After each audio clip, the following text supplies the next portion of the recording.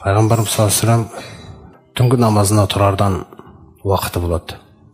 Сол түнгі намазына тұрар алдындағы уақытында ұйықтап жатқан кезде мен Раббымды көрдім дейді түсімде. Сосын ол менен сұрады дейді: «Я Мұхаммад, ей Мұхаммед», мына жақтағыдай «ей Мұса» деп жатқандай. «Хәл тәдри фима яхтасиму әл-мәләул а'ла». Ана көктердегі періштелер не жайында пікір таласып жатқанын білесің бе деп айтты дейді. «Фақулту ла», білмеймін Раббым. «Ләббәйка ва сағадайк» деп айттым дейді. «Алдыңдамын Раббым, тек сені разы ету ғой мақсатым» деп айттым дейді. Сосын мені өзіне қарай жақындатты дейді түсінде. Сол кезде дейді екі жауырынның арасынан көкірегіме қарай суықты сездім дейді. «Фағарафту ма фис самавати ва ма фил арди». Сол сезімнің кезінде дейді көкте не болып жатқан, жерде не болып жатқан күллісін білдірді дейді Алла Тағала. Рас. Сосын қайта сұрады дейді: «Көктегі періштелер не жайында пікір таласып жатқанын білесің бе?» дегенде «Білемін Раббым» деп айттым дейді. Сол білдірді жіберген Алла Тағала. «Фил каффарати ва даражат» деп айттым дейді. Күнәларды түк қылдырмай жуатын амалдар жайында сөйлесіп жатыр екен дейді. Періштелер қымбат тілектері, адамзаттың уайымын сөйлеп жүр екен періштелер. Андай нәрсені істесе күнәсінен түк қалмайды екен ғой деп қараңыз. Біздің мәселелерімізді талқылап жатқан кезі ғой. Соны Алла Тағала көрсетіп тұр ғой. Періштелер деген иман, ол қандай сізге деген жанашырлар, және де дәрежелер туралы айтып жатыр екен Раббым деп айттым дейді. «Уәмәл каффарат ва даражат». Раббым сұрады дейді. Не ол? Күнәдан түк қалдырмай жуып кететін каффараттар және дәрежелер дегеніміз. Сонда пайғамбарымыз саллаллаху алейхи ва саллям айтады, былай деп жауап бердім дейді: «Мәшиул ақдами иләл жамаат». Осы жамаатқа келген қадамдар дейді. Осы басып келген қадамдарыңыз күнәдан түк қалдырмай деген пайғамбарымыздың бұл сыйлығы. Ықылас аман болсын. Сосын «Вәл джулусу фил мәсәжид бағда салават». Сосын намаздарды атқарғаннан кейін кейде келесі намазды тосып отыру дейді. Яғни сондай бір уақыттар болады, сізде мүмкіндіктер береді Алла Тағала. Сол кездерде сіз солай істей алсаңыз, ол да күнәдан түк қалдырмайды екен. Үшіншісі «Вәл ғудуу индал макарих».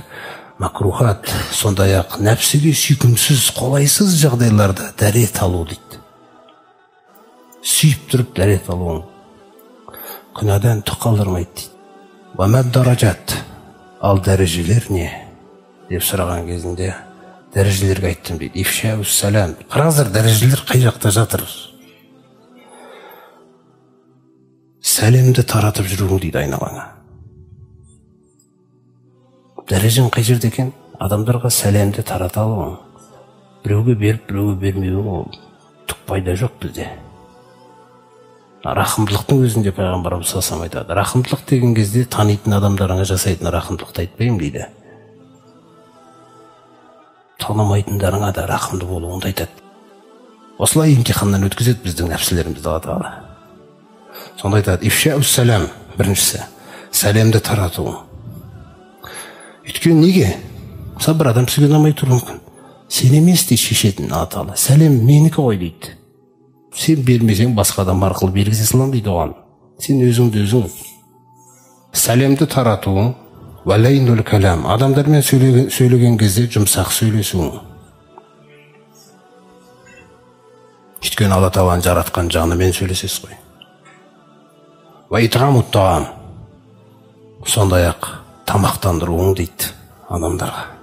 Қонақ па, міскін ба, бақыр ма, көршің ба, жетпей жатқан.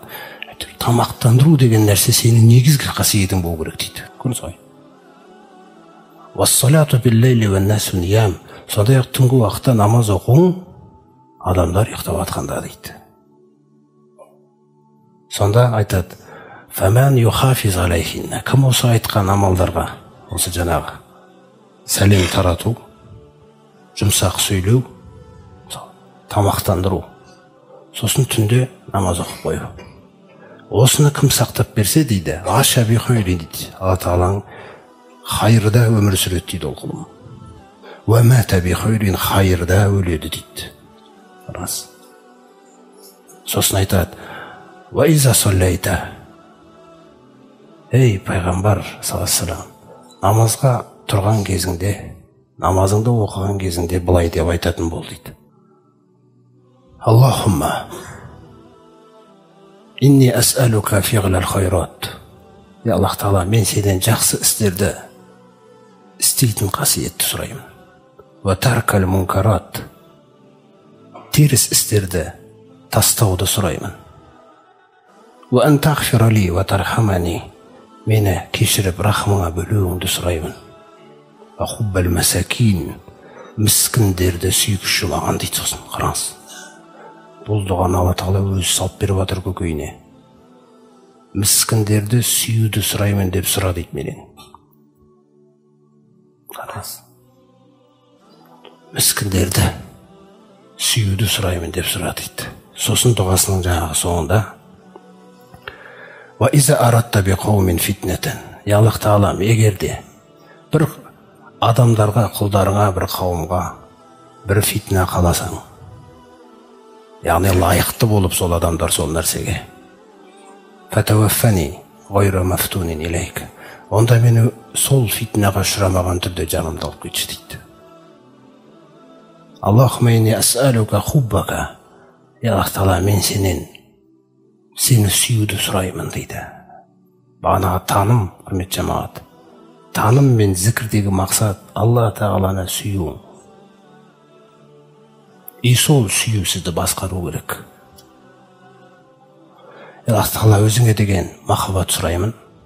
Ва хубба ман юхиббук, сондай-ақ кім сені сүйсе, соларды сүйгізіп қойшы маған дейді.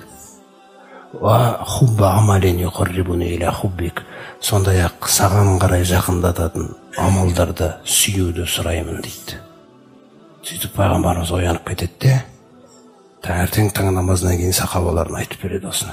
Міне осындай дұғалар, Алланы көп еске алу деген нәрсе өмірімізге тығыз араласын.